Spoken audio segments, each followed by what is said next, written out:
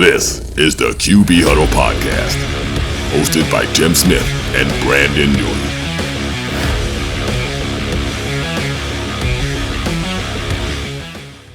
Welcome back into the QB Huddle Podcast. I'm Tim Smith. I'm joined by my podcast partner, as always, Brandon Newey. What up? We're here to talk all things quarterbacks all season long. Brandon, we had another weird week of football, a little bit of a trap game week, it looked like. And let's start on that note because you used that word last week to describe the 49ers versus the Cleveland Browns game that we were looking at.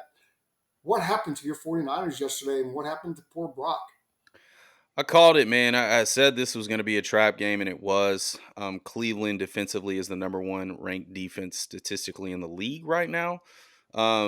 We needed a game like this, and I say that because we've won 15 straight regular season games.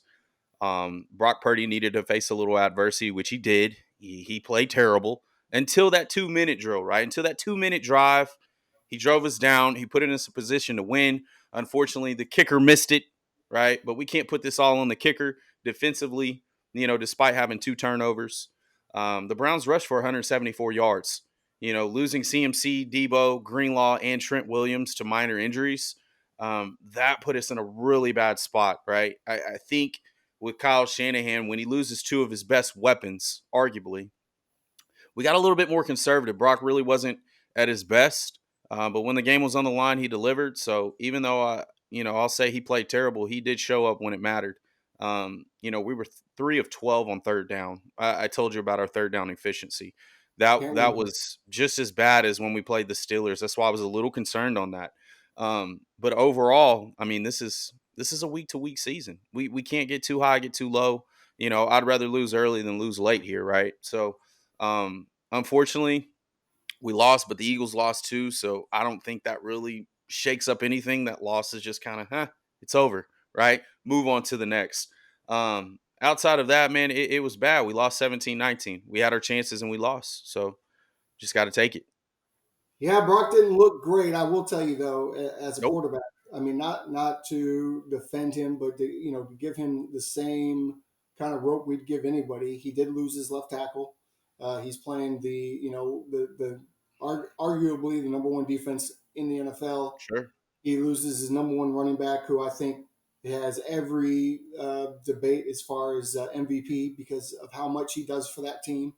And then you lose Debo Samuel, who is your number one receiver and such a big playmaker and a heartbeat of that offense, really. So yeah, that hurts, man. all that in a game when you're going up against a team like the Cleveland Browns, that makes it tough. So I think people are being a little hard on Brock. Obviously, he could have played better. He didn't play his best football that day, but he's still playing at a high level and put them in position to win. Position to win. They were waiting for this. They were waiting for this. They were waiting for his bad moment. I could tell you so many other good quarterbacks have had these kind of games. It's just one of those games. Hey, it was downpour. You lose some of your weapons. I mean, we're not going to make excuses here because at the end of the day, we missed 2 field goals and we should have beat them by 6, but we didn't. And we allowed them to come back and play with that fire and momentum. It's crazy in the NFL, man. If you don't show up, you're going to get beat. It doesn't matter what team you play, right? Dallas, you saw that as good as a team Dallas was in the beginning. They lost to the Cardinals. As good as a team we are, we lose to the freaking Cleveland Browns, right? The Cleveland Browns. But hey, it's all right. We're moving on. Minnesota, your ass is on the clock. Good luck. Boy. Boy, I can't wait.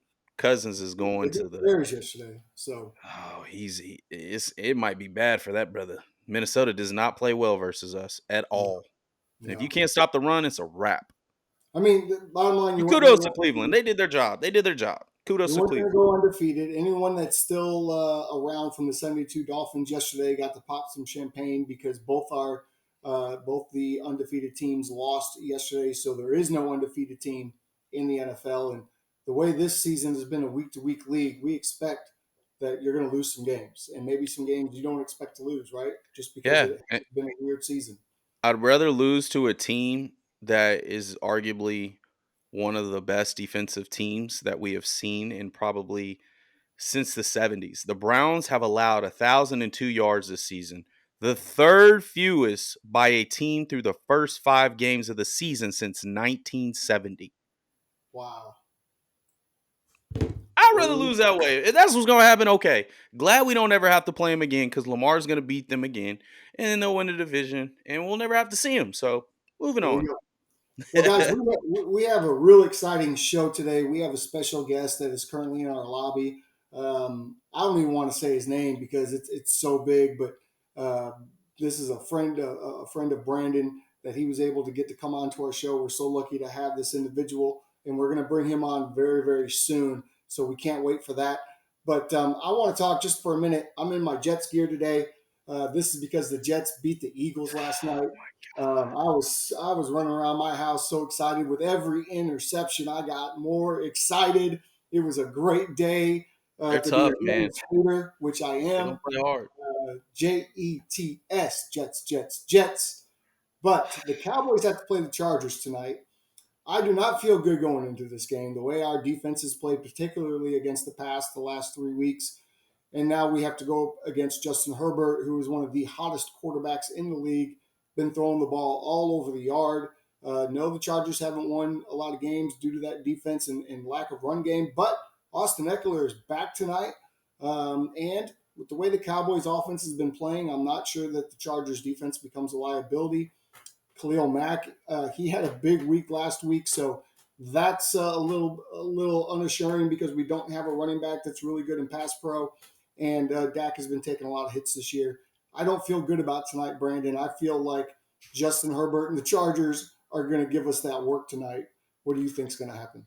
Well, I think you guys actually, you might win this one. Mike McCarthy hasn't lost back to back games since he's been the Cowboys coach, Shout out to which is Jacob Lattimore for giving yeah, us that was a great stat line there. So yeah, I put my faith in the Cowboys. I just want to see how Dak's going to respond despite the 3 interception blowout. It's going to be a packed house full of Cowboy fans. We know the Chargers have no fans besides my boy true. Herb Cash. True. It'll be a home That's game. probably it. And then they have some AI people that'll fill the rest of their stands. It's So so true. outside of that, I feel the Cowboys have a great chance of not only winning but potentially a blowout. Whew, a blowout. Boy, if they Hey, do that, I'll wear it may my. happen. If they do that, I'll wear my Dak Prescott jersey on the show next week. I notice every time we beat the Cowboys, the 49ers lose the next game. So I don't want to see them anymore. We're Yeah, done with them. maybe you just We're get done. too built up for America's team. Um, let's Y'all move on. non-factor. Brandon, I'm going to let you start this, but man, we know what we do. The first segment is always who's on fire. Yep. Best performances of the weekend in our eyes. So for you watching the games yesterday, who was on fire? Man, I gotta say, right now, I mean, 2 that really stand out to me. Um, Both tough games. They had to battle. Tua came back from a 14-point deficit, 3 Yeah. TDs, 262 yards, no picks, 67% completion, which puts them to 5-1 AFC East division leaders, not the Buffalo Bills. And then I have Jared Goff. Man, where the hell he come from? Right? He's been playing out of his mind. The guy's got some grit. Um, that whole makeup of that team is really reflective on their coach. I mean, right now they are playing lights out, and I can't even believe we're saying they're one of the top 3 teams in the NFC and probably the league right now. I mean, they beat the Chiefs at Arrowhead, even though they had a stinker with Seattle. They could easily be sitting right now at 6-0. I mean, he put on another 300-yard game, 2 TDs, no picks. That puts him at 11 touchdowns and 3 interceptions this year. He's doing phenomenal. So shout out to Jared Goff. He is balling right now. If you can get that run game continuing to go, now Montgomery did go down, He right? did. So Might be a problem. it's looking a little bit of shaky. Can they put it all on Goff? I'm not sure, but stay tuned for especially the second quarter of the season. Let's see what he can do. Who do you And have in your on fire? I have the same exact people, and Oh my we God. did not even watch the games together yesterday. There was some texting Nah, going we didn't on watch him. Just call it out. Facts. in the groups. But I mean, I'll just kind of add what you said. Tua, 53% on third down yesterday. I think it would have been a little bit higher if not for the first quarter was pretty low. for the Yeah. Dolphins. Right, they did not play well in that first quarter, but he's been great. He has been consistently great all season long. The Dolphins look still to be the class of the East right now. Even though they lost that game to the Bills are up and down every single week. I mean, Right. last night rather, they couldn't do anything offensively. So, man, the Dolphins look good week in, week out, outside of that one game up in Buffalo, which, you know what? As we've seen this year, things happen. It's a week-to-week league, and sometimes you just lay an egg, and the other team, plays better than you. Now, Yep. Got to come play. The Bills have owned Buffalo, the Bills have owned Miami over the last several years. So it's really going to come down to that last game in Miami that they have to play, and then they may have to play in the playoffs. And can the Dolphins get over that Bills hump? I think If they that's play in Miami, they will. if they play Miami, yes. They play in Buffalo. I don't know. Not gonna My happen. other guy, of course, was Jared Goff. This is 2 weeks in a row for me with Jared.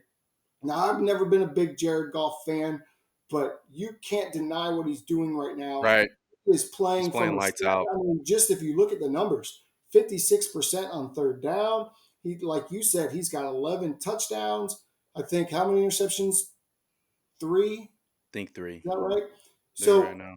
Jared Goff right now is playing right alongside of Brock Purdy, the best quarterback play we're seeing in the NFC. To me, Jared Goff has been lights out. He's not turning the ball over. He's getting his team into the end zone. He's throwing touchdowns. He's putting the game on his back, 353 yards yesterday. That's a lot of yards, right? 30 or 44, that's good completion percentage. No I mean, he got picks. his receiver back too. The other kid from Alabama, he's back Yeah. now. And then you got So Reynolds, and St. Brown is looking like a real St. good receiver, Brown top was 10 incredible receiver. yesterday. I would argue that.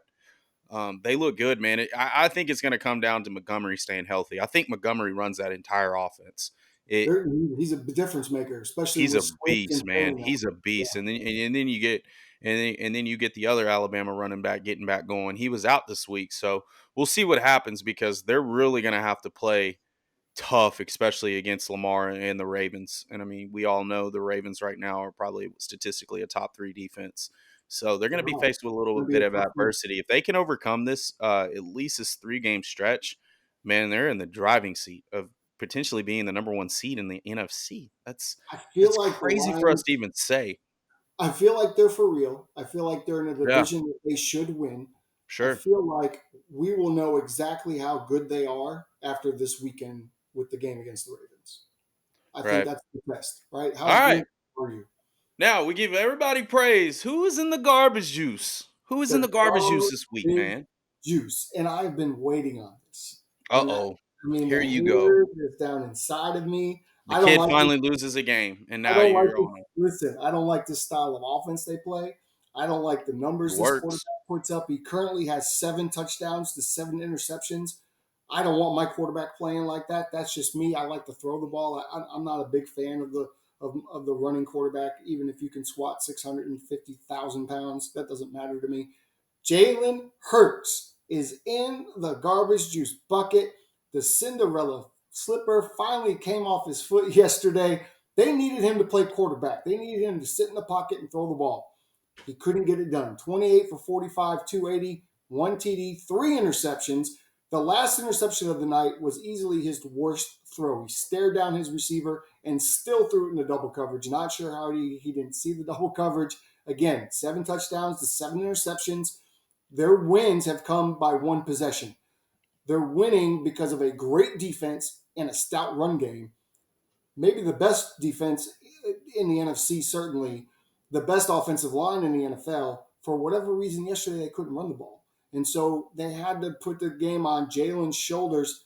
And again, like I said, he couldn't get it done. And the Jets, by the way, didn't have their number 1 corner and they didn't have their number 2 corner. So they had nothing but backups at cornerback. And still, they were able to beat the Eagles yesterday, the mighty, mighty Eagles.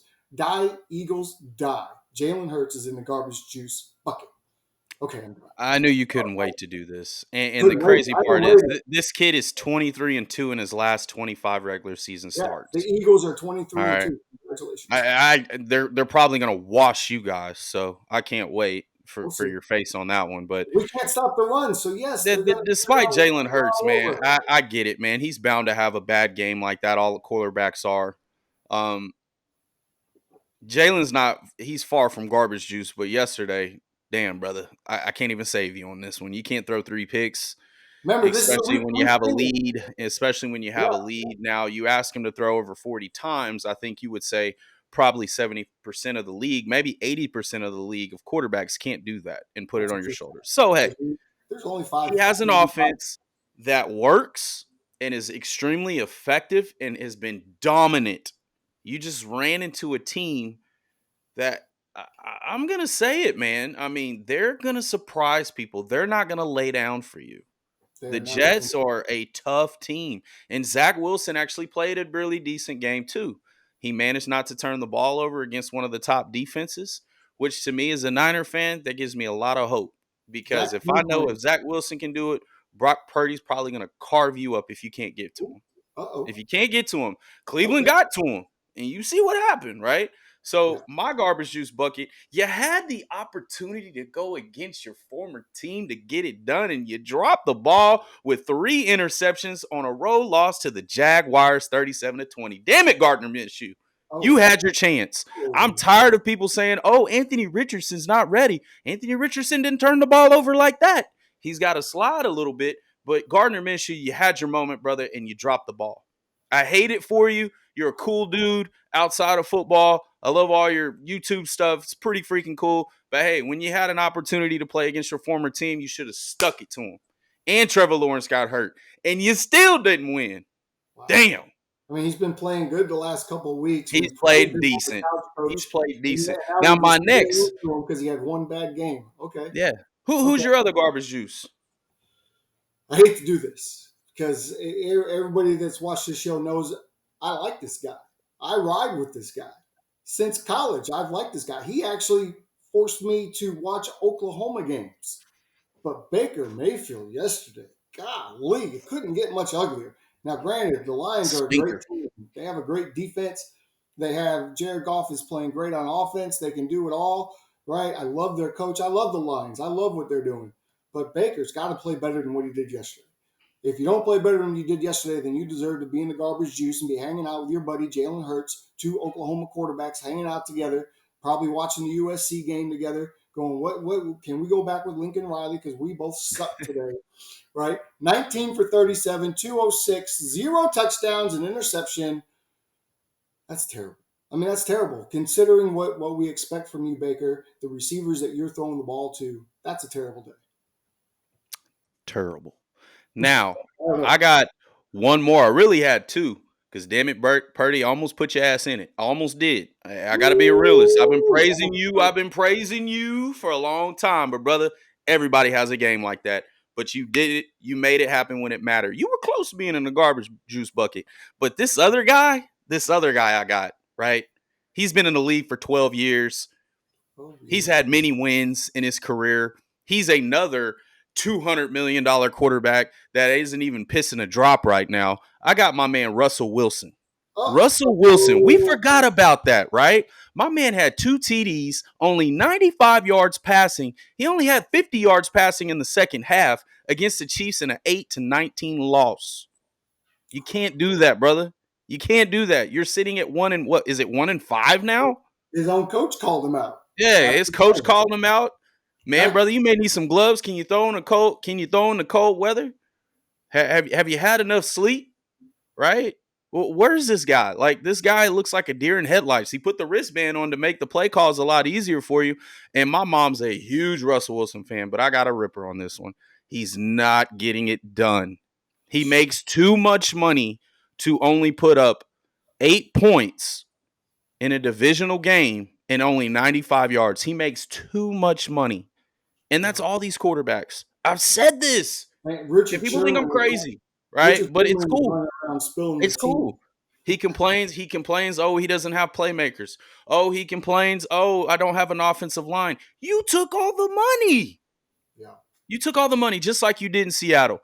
You've got to step up, man. I'm a huge fan still. Can I say I'm a huge fan? I'm a huge fan of Seattle Russell. But this Russell here, I don't even know him. Where's he at? It's over for Russell. I have him Damn, on. Russ, come on, baby. I I have believe in Russell you on my wall of sometimes. fame. I have Russell on my wall of fame. I'm going to have to take him down. Nah, don't take him down, man. In Seattle, he tore us apart, Seattle man. Russell was 15-3 versus the Niners. God, he was our kryptonite. But that's going to complete the garbage juice section. We're going to go into halftime. As we go into halftime, we like to talk about the couch coach. It is phenomenal right now. We're getting some great guests coming on board, especially we have another co-host, which is we finally got him to say, okay, let's do it. He's a great football mind. He really thinks outside of the box. Bernard Daniels coming on the couch coach. Phenomenal guy. He's one of my best buddies, like a brother to me. It's going to be really funny to see you and him go back and forth Oh yeah, about it's gonna be, if you guys. some of the topics that he has, because I feel he's going to give a whole different analogy to I it. love Bernard. I'm gonna say that, love Bernard. He played football on the Warhawks with us, right? He's a great football player, and he does have a great mind for sure. But he does think outside of the box. He and I like Oh to yeah. and we like to go after it. So that's gonna be fun. So hey guys, we appreciate every one of our listeners, even if you tune in maybe 3 minutes. We're gonna have more clips and cut ups. We're gonna do a little bit of different things to keep this audience engaged. I think we've been hitting on all levels all season, and we're leading into week 7. So go please like, share, and subscribe to the Couch Coach and the QB Huddle. Couch Coach is gonna drop potentially on a Thursday or Friday, so look out for that. It's gonna be a lot of fire, as we said. This week has been crazy. I will call it the trap week. Yeah. Okay, we're gonna call it the trap week. So after that, let's bring on our guests. This is a great buddy of mine, man. I looked up to this guy my entire high school career. He's a 2-time All-American at the University of Oklahoma, 2-time All Big 12 player, one of the best college receivers I've ever seen of all time. I mean, I remember going out there and watching you hang 77 with Jason White against Texas A&M, and it was absolutely hilarious. You guys balled. You guys were playing at another level. No further than my man, Mark Clayton. Yo, MC, what's up, baby? what's up, man? Can you hear me good? Oh yeah. You're good. I What's up, also man? mentioned, you were in the first round, 22nd overall in the '05 draft, man, to the Talk about Baltimore Ravens. You see, he's Yeah, got his Ravens gear on, right? I see. that's just for you, Tim. Is that You good? Tell Uh, him, I want tell to make him. it was a big I, bold font. I think there's been a miscommunication Yes. about exactly how I feel about the Ravens and Lamar Jackson, but we'll get into that. Okay. But Well, right maybe now, we want to talk about you. We want to talk about your histories, the quarterbacks that you've played with, because you've played with some great quarterbacks, haven't you? yeah, man. Shoot, some guys that have overcome a lot of stuff and broke barriers in ways, and had ridiculous arm talent. Yeah, Yeah, absolutely. 3 Heisman Trophy winners you played with. that's That's crazy. crazy. That's I crazy. haven't thought about that like that, but Yeah. yeah, We go to Troy Smith, which was one of my favorite college players ever. I know you hate him as a Michigan fan, Tim. Yeah, I can't like Troy He Smith. was I that can't get guy, on that right? team. Yeah. right. Then you had Jason White, who completely lit it up and made college football look so easy in that spread offense. Yeah. Yep. And also Sam Bradford, Mhm. another guy. He was a younger guy. He was around my age, and you got to play with him with the Rams, man. So talk about just your experience and playing with guys like Kyle Bowler, Eric Yeah, McNair, Troy Smith, Joe Flacco, and Sam Bradford.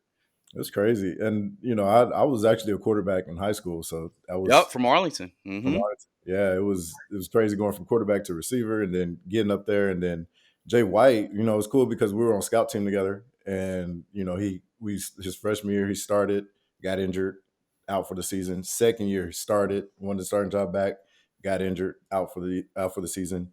And then that third year, going into our junior year, man, was a lot of work, and it was really cool to get on the field and have him play an entire season, and just see what he did physically, having coming off 2 ACL tears and still tear it up like he did. That was one of the best kind of journeys that I was able to be a part of and witness, and then him hold up the Heisman at the end of the season was just surreal.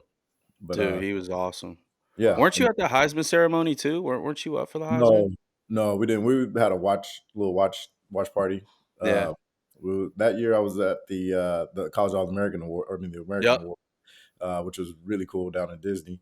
But yeah, that was great. And then to get into the league and have my first kind of league experience with Kyle Bowler and him still trying to figure it out as a young pup in the league, and then going to my second year with Eric McNair, somebody who Ooh, My buddy. guy. That it, was my guy. it makes a difference when you got a quarterback who been there, done that, and is really like a walk in the park. And in that, no matter what's happening, like Eric McNair is just like, oh, we're good.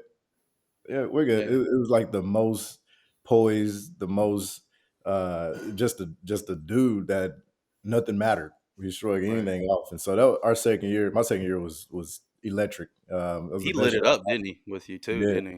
Yeah. We Yeah. went 13-3 that year. We had a bye. When played the Colts came to Baltimore, and that was the all field goals game. Yeah. Like, So wasn't he the co-MVP with Peyton Manning that year too?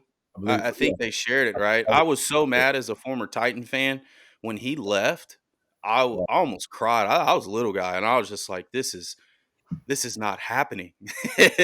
He's a yeah. really good player, man. It was her. I was hurt. I was like, wait, what? He was like, my back, bro. It was like my. I was, Oh man, it yeah. I was- mean, it, Who was your favorite? Would you say? I mean, do you have a favorite quarterback that you played with? Would it be McNair or? it would be McNair because I think it's kind of like playing with Unk, the Unk, like somebody who's older, who's been there, and just his IQ for the game, his poise, like he taught me so much. And I'd say at the height of your game, which is playing at the NFL, you want to be able to produce in a way that puts you amongst the best receivers in the NFL. And so playing with him, I was able to really do that with him first. And so that was fun, and that made that was my guy. that's awesome, man. He should be in the Hall of Fame, man. I appreciate every year there. His name needs to be in there. He was such a phenomenal quarterback, and if younger guys have never got a chance to see McNair play, he was one of one in my opinion, one of the toughest quarterbacks. I always call him Mississippi tough, man. And Miss we had another guy, from Mississippi with Robert Kent, man. And those Mississippi guys are just different with toughness, man. Him and Favre, and didn't he used to play? He used to not practice and then would play in the games, right? Didn't he just used to? yeah, at that point, he had to save Yeah. that body. And then Right? he would take like That's insane. like on a play. Like if there was a play we needed the timing on, he'll take that rep or something like that. But he wasn't doing all that work. Nice. Right. Yeah, That makes Awesome. sense. That makes sense. muscle memory was there. So, Mark, we've been debating, and you are the perfect guest for this. I mean, you've got the Ravens stuff on. You played with the Ravens, so you're obviously close to the situation, much closer than Brandon or I could ever be. I'd like to have you assess where Lamar Jackson is right now. And when we say this, understand, and I'm going to be very clear, Mhm. I like Lamar Jackson. I'm a Lamar Jackson fan. Yep. Where the argument comes in is right now, I would say, based on his numbers, just him as an individual, I don't feel like he's playing up to Lamar Jackson's standards. I don't feel like he's playing in that top 5 echelon. Now, everyone will disagree with me because he's Lamar Jackson, and they'll say, oh, no, but he's doing this and this and this and this. But when I look at someone like a Jared Goff, someone like a Brock Purdy even, or these guys that are putting up these big numbers, and having the game be put on their shoulders, I realize Lamar does everything for that team, much like Josh Allen does for his. But I just feel like there's something missing this year. So we'd like to get your thoughts on it and see where you stand. Man, I think coming into this year, I was hoping for an offense that was going to be a lot more explosive, stretch the field a little bit more. Yes. Hoping that Monken was going to bring that to the table. But what I'm seeing is, I think what we're doing is trying to stay and be efficient as offense. I think we're trying to keep what Baltimore does is squeeze games, play tough defense. We're going to get down to the end and figure out a way to win. If we blow somebody out because we're getting turnovers and we're getting great field position and we can go punch that in, awesome. But I think the heart of what Baltimore does, and we're doing it with Monken differently. I'm loving some of the scheme plays that I've seen drawn up. I think we should be a little bit more creative with Zay Flowers, use him more in like a Tyreek type role. Yes. But I do love that we're moving the ball, and Lamar's he's dropping back quite a bit actually, and not running as much. But I think it's collective. Like the receivers, to be honest, have been okay. Like I think Zay Flowers is our saving grace. I think OBJ has been obviously he missed a game, but I think physically he's obviously not OBJ of old, and we're seeing like a receiver core that's okay. I mean, I know last week was tough to watch. 3 drop touchdowns. Right. Andrews dropping a touchdown is like what? That's That was unheard of. weird. Yeah. 8 men That's dropped it like it uncommon. was. Yeah, it was tough. Aguilar through the hands. I mean, it was that's tough to watch, and his balls are where they need to be. Ball play. And so when I'm watching Lamar, I'm looking at where's the ball placed, because I was tough on him first. I was like, man, he's not placing the ball where it needs to be. And now I'm seeing him do that, and we're winning games. We've lost games because we've been loose with the ball, but overall, I think Lamar has played really well, just efficient. I know we're not, a stat pattern type team, but I think efficiency is the key for us on offense, and we're doing it a little bit more in that intermediate passing game more than we did with the Greg Roman offense. So let me ask you a question, because the recipe that you talked about for winning for the Ravens is the same recipe that we would use for the Cowboys. If we were to win games, we need our defense to be, play at a very high level. We actually need the defense to get turnovers, keep the offense in plus field position, and we need our quarterback to, especially with the lack of a run game, to play just a little bit better than average, right? Be efficient and not turn the ball over. Now we're not getting that a lot, as you've seen. Correct. But if I have Lamar Jackson, do I want to run that type of offense, or do I expect more from my quarterback? Do I expect more from my offense? I'm not worried about efficiency as much as I am, hey, we can be efficient, but I have Lamar Jackson. We should be able to get down the field and stretch the Right. field in ways that we're not seeing. So are you saying that scheme more Yep. than deficiency in Lamar Jackson? Yeah. I mean, yeah, you would think explosiveness. Let's be explosive plays, big plays. Exactly. We're not seeing There that. should be 2 to 3 40+ yard plays, or attempts, or shoot, probably 5 attempts, hoping that we hit 2 of these things. Sure. Big plays going down the field, of course. And then in the run game, obviously some design quarterback run that you expect Lamar to kind of make a couple guys miss, and that thing goes for 20-30 yards, and we're getting those, here and there. But again, it comes down in the NFL. It's he's getting paid to win ball games, period, and Fair go enough. win the Super Bowl, period. And Yeah. I I'm not ready to totally rely on Lamar's arm. I don't think obviously they are, because his legs are a dynamic weapon. I mean, they're not Lamar like rookie year or second year, but they're Yeah. It's a still little weird. dynamic. Well, he's Uh, getting older. I mean, naturally you're going to lose something But as you it's go like through he's and you like get beat up. prancing. It looks so easy, but it's like, where is that like, meow? Like the second he leaves the line of scrimmage and goes forward, it's like everybody's in slow motion. mhm. And I haven't seen that this year. And that's something we talked about a little bit. Yep. So do you feel like he's a little more cautious of taking these hits now and not really being as explosive? Not saying he's lacking the explosiveness, but he's just trying to center himself to work within the offense. Do you think No, that? no. I've seen him break a run where he's had the ability to actually open up, and what I seen was not what I seen in the past. Yeah, Uh, it's weird.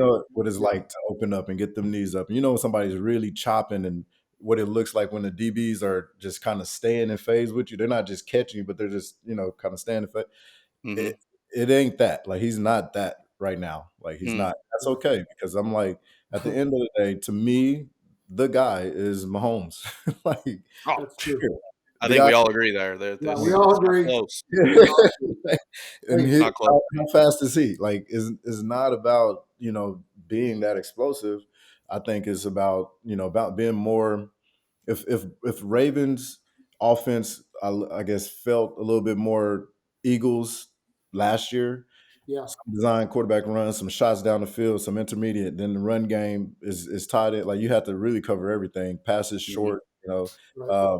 if I've always felt like that would be the trajectory for a Lamar Jackson kind of elite offense, and what it would look like week in, week out, where it's like you literally have to cover everything on the field. Right. Period. You know what, Mark? You're 100% correct. And that offense that you want to see Lamar Jackson in, he actually won an MVP in that sort of offense with Greg Roman. So, it's just a different stylistic sort of thing. He can throw the ball. We know that. He's a great talent. Yeah. I liked your points, all fair points. I feel like I want more from Lamar Jackson. If you're gonna hold out for $260 million and not play in the playoff game when you're healthy to play because you want to get paid, then I need to see $260 million worth of production. Right. Don't we all from all these quarterbacks? Yeah, you want to see 70% completion on, and Well, he's 200, doing that. 290. Yeah, Yeah. 300 yards a game, 290, 300 yards a game. 3 touchdowns, one to 0 interceptions. Exactly. Yeah, absolutely. I mean, I get it. I get it. So all right. Go ahead, Brandon. Go ahead. So with all the quarterbacks you've played with, you played with 3 Heisman Trophy winners. You played with a potential Hall of Fame in Eric McNair. What do you look for in your quarterback? Man, I think the number one thing in the quarterback that I would love to have and look for is poise, the ability to handle pressure. That is monumental because at the end of the day, we all want to win games, and Sure. you have a quarterback that can't do it under pressure, and them pipes burst. It's all for naught. No matter you throw 500 yards a game or whatever, like it's all for naught. And so that's number one. Number two is accuracy. Obviously, somebody who's been able to place the ball where it needs to be to Yep. me, away from the DB, and where we practiced in the game is awesome to have that. And then a little mobility, because there's nothing like being a receiver and knowing that you can run a secondary route. Now you can play a little backyard ball when and if the pocket breaks down or he just feels like it's time to escape or whatnot. That is the funnest thing, I think, especially as a receiver, being able to just change up. I ran my route and now he's scrambling, so I get to kind of shake him a couple other times to get open and get a ball down the field. It does so much for your offense too, and you in the receiving core because teams have to be aware of the quarterback running or the quarterback getting out of the pocket.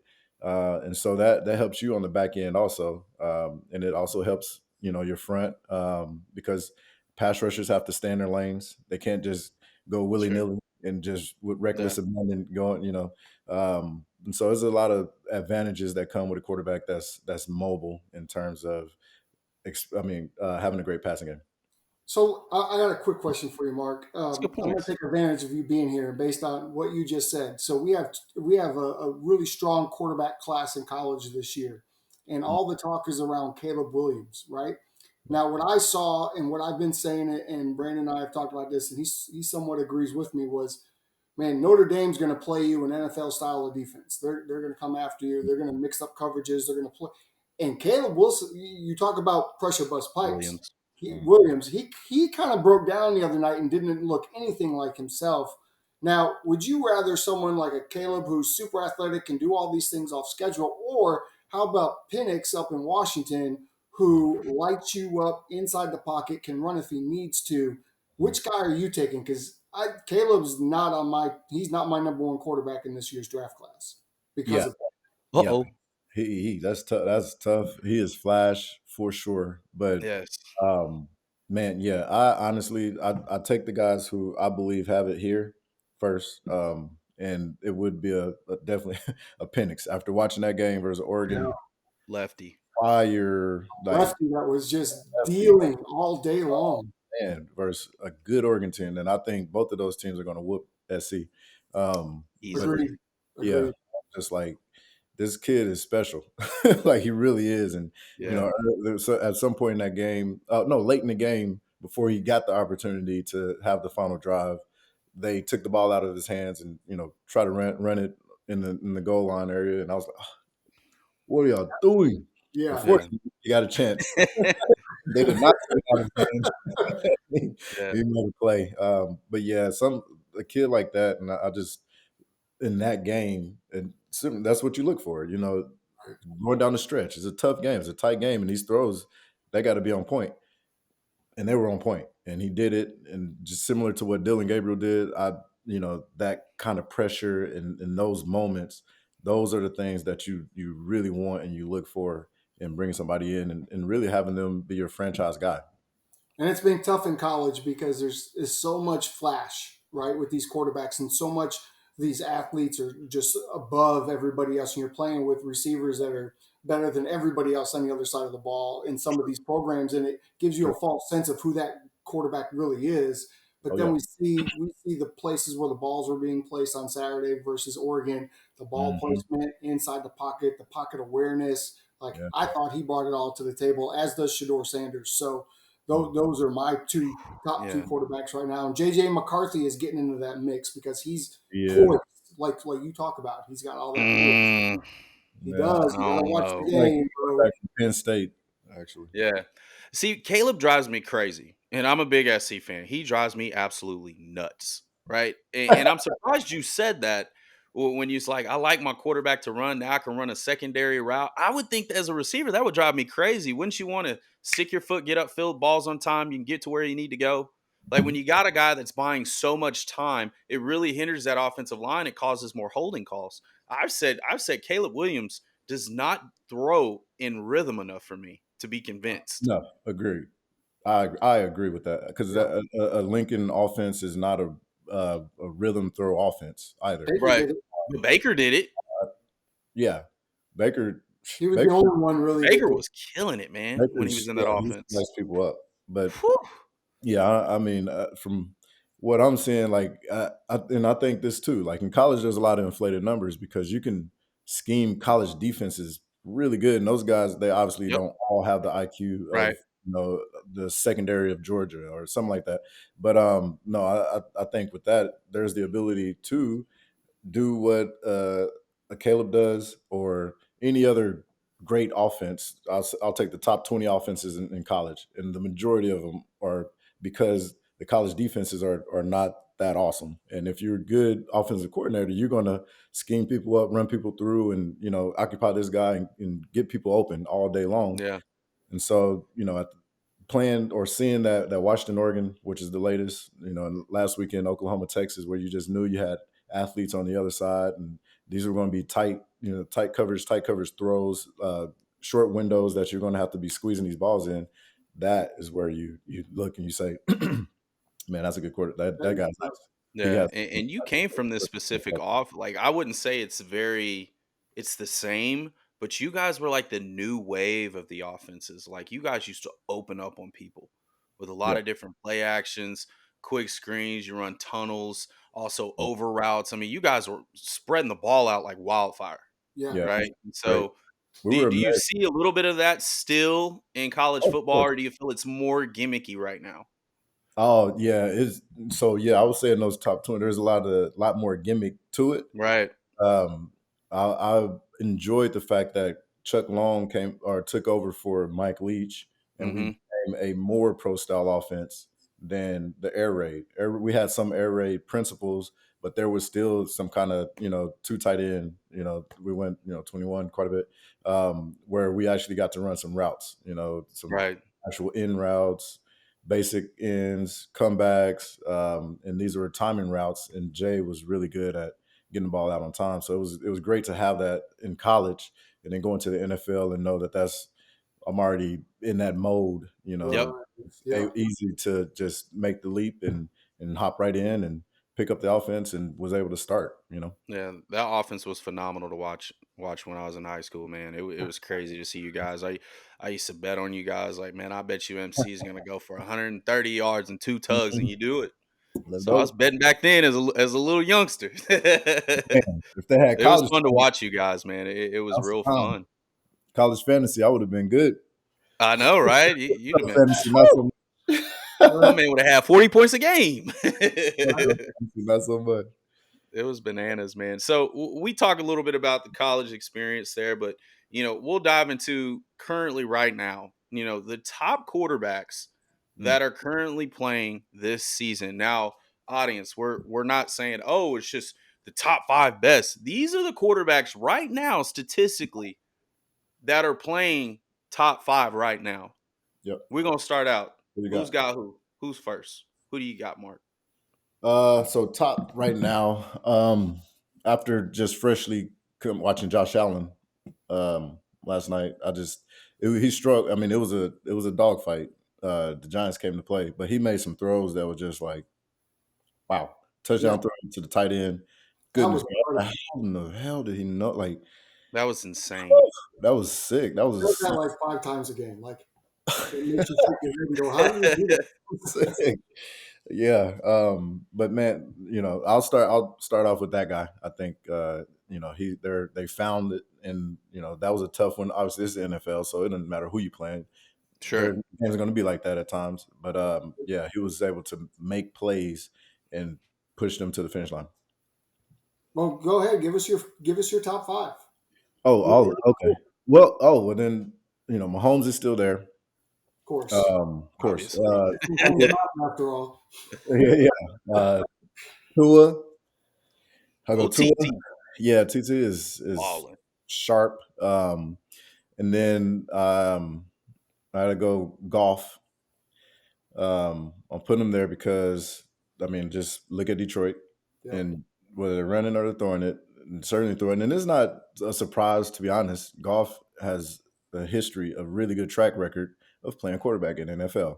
He I does. don't know. I mean, he got beat up a little bit just in the trade, but dude is a baller. And then I'm gonna go. Um, I'm gonna say Lamar. We got the same top 5. Like, Yeah, let's put him go, in- MC. Put him in the top 5. Lamar is I can't do it. All he does is win. Numbers aren't as good as the other guys. I feel like it would be a disservice. So I have everyone that you have: Tua, Goff, Allen, Mahomes, because that's obvious, right? Yeah. My 5th guy, yesterday notwithstanding, outside of that final drive of the game, is Brock Purdy because of his poise, because of his accuracy, because of what I get it.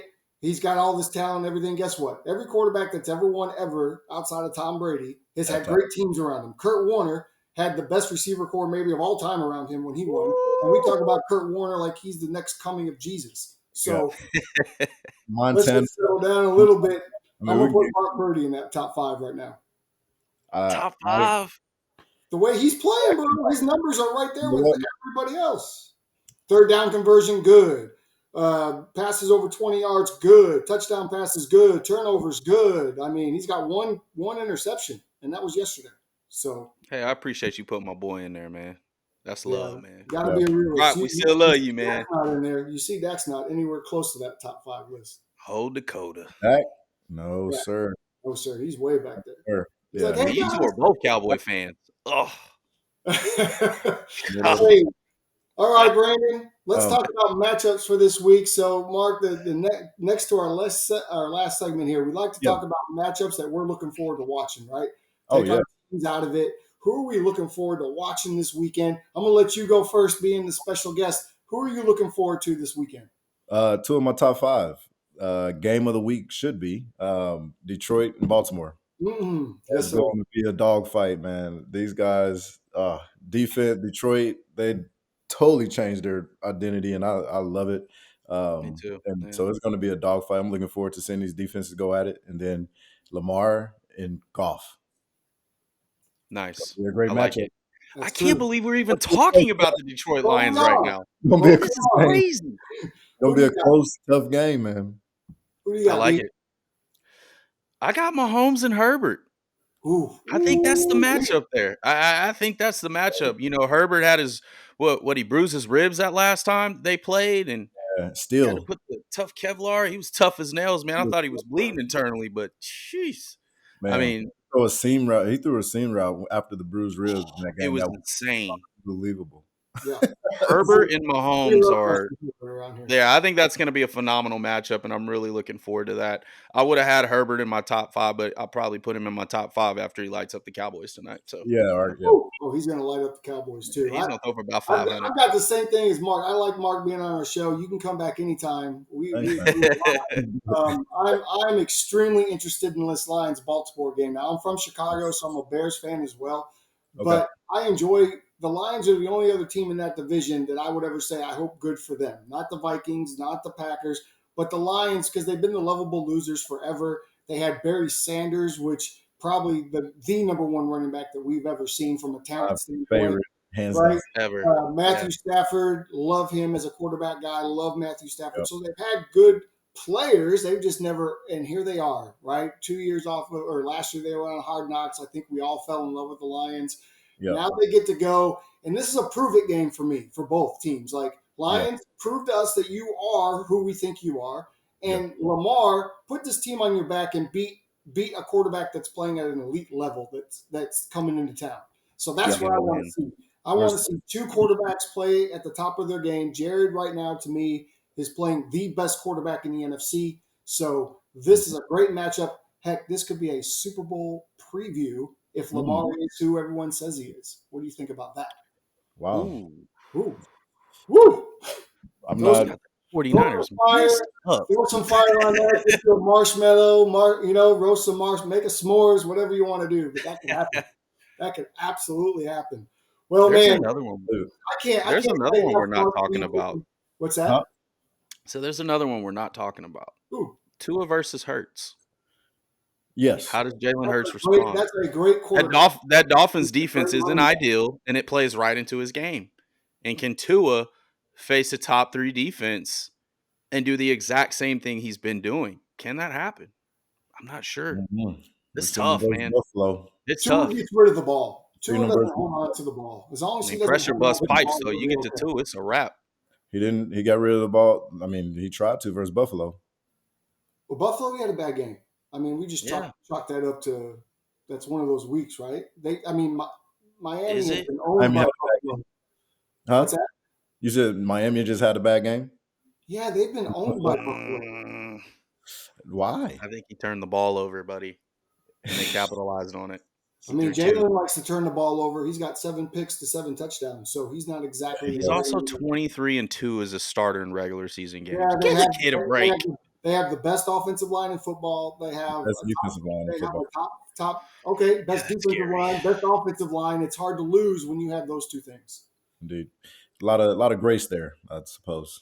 We'll see. I'm excited for that game. I think that's going to tell a lot about those two teams in general. The fact that the NFL allowed Jalen Carter to be drafted by the Eagles is criminal. I don't think that should have happened. I think they should have said, "No, sir, you cannot draft that guy. That's an unfair advantage." The Bears really screwed the pooch on that. They should have stayed where they were and taken their guy, and they didn't. Yeah. So they messed it up for the entire NFC East. We appreciate you. They did indeed. So we're going to get into this, Brandon. Again, Mark, thank you so much for taking the time, coming out here and talking with us. This has been an honor. This is my first time getting to meet you, so it's been great. It's been a lot of fun. You're welcome back anytime. We got to get him on the couch coach with us. That would be fun. A lot of good football talk there. But we're gonna wrap this up with Brandon's fantasy segment. He's been on fire this year. He's telling us who to start, who to stay away from, who was good last week. So, Brandon, you told me that you've been on fire. So let's hear it. I literally hit on all of my picks except the ones that set. Sam Howell did throw for 150 yards and 3 touchdowns versus the Falcons. Didn't see that coming, right? No. But outside of that, I think I was pretty effective. The guys I got starting, okay, I'm going to say Mahomes versus the Chargers. I just think it's one of those games. I think he has Mahomes just finding ways to win. And that is probably the most impressive thing for him this season. He's not statistically wowing you, even though he did throw for over 300 yards against the Broncos, just like everybody else does. I got Allen versus the Patriots, right? I think Allen, I think BB, man, I think it's time, brother. It's time to go. The game has passed you by. Has it? I don't know. But I know Josh Allen's rolling. He's feeling himself a little bit. Then you got my man Jalen Hurts. How do you bounce back, Mr. Hurts, versus the Dolphins? Dolphins haven't been one of the best teams in passing or rushing right now. So I think he's going to have a good game, a typical Jalen Hurts game. He's averaging about 28 fantasy points a week. Thank you, Jalen, because you're one of my starting quarterbacks on my big 3. Sit him. Tua versus the Eagles. I don't see it. I don't know, man. Okay. That's just a tough. That's a tough defensive line, man. The trenches win. If you can get a hold, if you can get pressure on guys like Tua and Brock Purdy, man, I don't know. They rely on that system and that timing. If they throw off timing, can he ad lib a little bit? He can, but I'm not sure if he gets away from that Philly defense. I just don't see it. Also, Kirk Cousins, you're about to go to purgatory, brother, versus the Niners. We are playing no games. If you think for 1 second that Kirk Cousins is going to light us up, I don't see it, especially with JJ out. And that's all I got to say. And that's all you got to say about that? That's Do you have it. Drop anything the to mic. add to that, Mark? Are you a fantasy guy at all? Do you have anything No, to refute? I tried. I'm not a fantasy guy, but I still enjoy, You know, I hearing was a about. fantasy guy until we were sitting around at a draft one night, Cowboys versus Seattle, and I drafted Tony Romo. And 10 minutes later, Tony Romo was on the turf in 2016. And that's the day that I decided I was never going to play fantasy again. Yes, I retired. Retired. And that's the day he started hating Dak forever. Yes.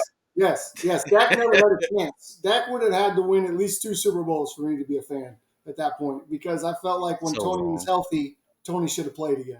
And I'll always feel that. And maybe we can. Your face tells me maybe we needed to debate that one day. I don't know. No, I am a Tony guy. They would have won the Super Bowl if Tony played. Goodness. Oh, Mark, you know what? You're the new co-host of this show. I think we all like Romo, bro. Stop. Oh, I just give you shit. You're good. I love it. Yeah. I love it. Well, hey, that's going to do it for this week's QB Huddle podcast. A little bit longer than usual, but when you have someone like Mark Clayton on the show, you just go for as long as you can. Please like, subscribe, share, and comment. Keep an eye out for the Couch Coach, which will be dropping this Thursday or Friday. Thank you for tuning in. Thank you to our incredible producer, Marcus Watson. Thanks again to Mark Clayton for taking your time to come out here and be with us this morning. Can't wait to see this blowing up on your socials, our socials. Yep. See you next week on the QB Huddle Podcast. Go Ravens.